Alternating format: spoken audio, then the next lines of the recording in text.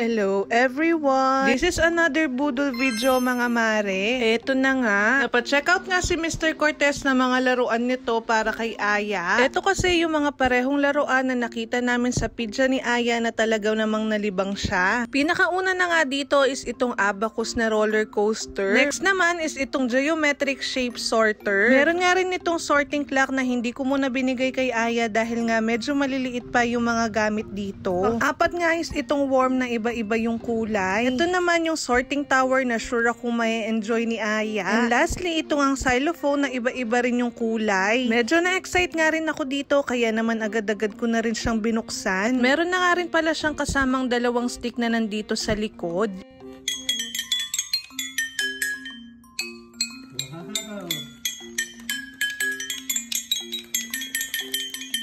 O diba, yung nanay yung nag-enjoy?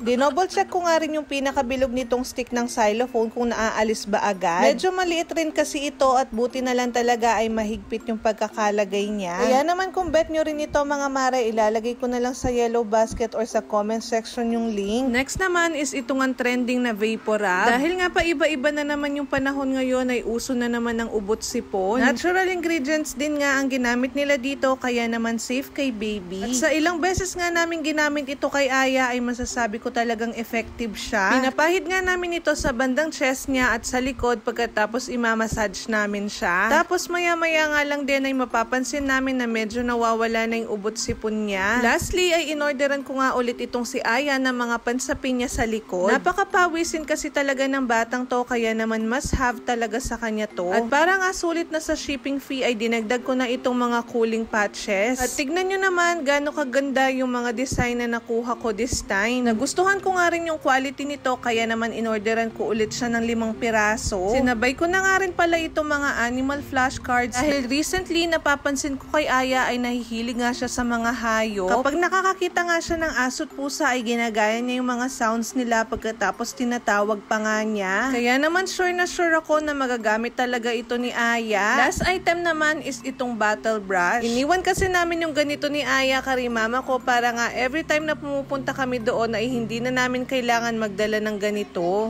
Mabubudol na yan. Kaya naman check the yellow basket or the comment section para sa mga link. O yun lang muna sa ngayon mga mare. Thank you for watching. Bye!